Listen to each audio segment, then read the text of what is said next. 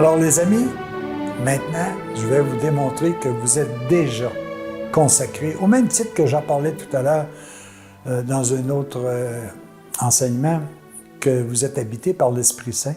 Je vais vous montrer que déjà vous êtes consacrés à l'amour. Parce que vous avez déjà mis en pratique certaines des béatitudes que je vais vous présenter. Si vous voulez vraiment être totalement consacré au royaume de l'amour, si vous voulez placer toute votre énergie, vous avez simplement qu'à pratiquer les béatitudes. Je vais vous les résumer très succinctement. Je ne peux pas aller bien loin parce qu'on veut quand même se limiter dans le temps. Mais juste à la lumière de ce que je vais vous transmettre et qui était inscrit en partie aussi dans le petit livre « Les consacrés du royaume de l'amour », vous allez voir combien déjà vous êtes impliqués. Mais il faut davantage persister et augmenter votre démarche. Écoutez bien. En passant, les béatitudes, on dit toujours « heureux ». Mais quand on traduit de la traduction origine, c'est pas juste « heureux », c'est « félicitations » à ceux qui sont pauvres de cœur. Félicitations aux miséricordieux. Félicitations au cœur pur. Pourquoi? C'est qu'en réalité, déjà, vous avez fait une marche vers ce que moi j'appelle une consécration de plus en plus totale à l'amour. Alors écoutez bien. Félicitations, les pauvres de cœur, car le royaume des cieux est en vous. Le pauvre de cœur est celui dont le cœur n'est pas encombré par 1000 choses, par 1000 précautions, par 1000 préoccupations, qui ne cherche pas à posséder de grandes richesses, mais qui accepte joyeusement de partager, autant au niveau de son avoir physique que de son avoir spirituel, que de la vérité qui l'habite. C'est aussi celui qui remercie Dieu pour ce qu'il a. Et tout ce que l'on a, on a eu à l'intérieur de nous une âme et un esprit qui est à l'origine, création de Dieu. Il nous a donné son Fils, il nous a donné son enseignement, il nous a donné la nature, etc., etc. Et tout ça, là, nous l'avons gratuitement. Tout le monde l'a. Nous n'avons pas à nous jalouser les uns les autres. Alors, il faut aimer tout simplement à faire plaisir aux autres, sans attendre de récompense. Juste recevoir immédiatement la satisfaction d'avoir partagé. Heureux les doux, félicitations les doux, ils auront la terre en héritage. Les doux sont ceux et celles qui refusent la violence, l'agressivité, autant dans les actes que dans les paroles. Ils apportent la paix autour d'eux, ils apportent le calme autour d'eux, ils apportent la patience autour d'eux. Être doux, ça ne veut pas dire être mou et être naïf, mais c'est d'essayer de contenir sa première réaction, sa pulsation, sa colère, son énervement. Les personnes douces sont celles qui ne se laissent pas toucher par les malheurs des autres, parce que si tu te laisses toucher par le malheur de l'autre, tu ne peux pas l'aider. Mais par contre, il faut que tu puisses aider cette personne-là, que tu en sois quelque peu détaché. Ah, tu as tellement eu la présence d'esprit, je ne sais pas comment on a fait. C'est parce qu'on ne s'est pas laissé atteindre par la personne qui est atteinte, mais comment on fait pour régulariser la situation? Félicitations à celui qui pleure. Oh, ça c'est moins drôle. Ils seront consolés. Oui, parce que si tu pleures, c'est parce que tu es en train de vivre une période plus difficile.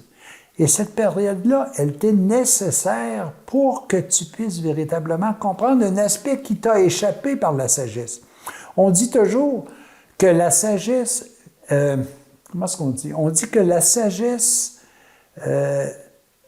enseigne, la souffrance vient t'enseigner après ce que la sagesse a voulu te faire comprendre au début. Alors, de toute façon, il faut que tu comprennes. Tant mieux si c'est par la sagesse, sinon, ça sera la souffrance. Mais dans les deux cas, réjouis-toi, car c'est pour que tu comprennes quelque chose. Et ça, c'est excessivement important. Un autre aspect, c'est félicitations à ceux qui ont soif de vérité, de justice, de vie. Pourquoi? Parce que quand tu as soif, tu cherches. Quand tu cherches, tu trouves. Si tu n'as pas soif, si tu te sens rassasié, c'est parce que tu es en train de te limiter. Et là, ce sera beaucoup plus difficile à toi de comprendre ce qui se passe véritablement. Alors évidemment, si tu cherches, tu vas trouver. C'est équitable. C'est juste. C'est comme ça que ça fonctionne. Respecte les autres. Fais en sorte de ne pas mentir à personne. Fais en sorte de chercher avec sincérité, honnêteté. Accepte les réponses que tu trouves. Et ça va faire en sorte que de plus en plus, tu vas t'ajuster à la vérité. C'est ça, avoir faim et soif de vérité. Heureux les miséricordieux, ils obtiendront miséricorde. En hébreu, on dit toujours que la miséricorde, c'est tout simplement l'amour qui se penche sur la misère. Alors, tu as plutôt à rechercher comment tu peux diminuer la misère chez ceux et celles qui t'entourent. Et si tu le fais, sois sûr d'une chose. Attends même pas d'avoir une réponse. Sois sûr que si tu le fais, tu vas sentir à l'intérieur de toi déjà une grande libération. Parce que tu as aidé. Parce que tu as accordé ton amour à la souffrance que quelqu'un est en train de subir. Alors, c'est important que vous puissiez le faire d'une façon bien précise. Et c'est pas juste une question de pardonner, ça va plus loin que ça. C'est de s'assurer que ton cœur va se pencher sur toute la misère que tu vas rencontrer. Et ça, c'est essentiel. Bienheureux les cœurs purs, ils verront Dieu. Évidemment, ça, je trouve ça extraordinaire parce que un cœur pur voit simplement ce qui est beau, ce qui est bon, ce qui est juste, ce qui est louable.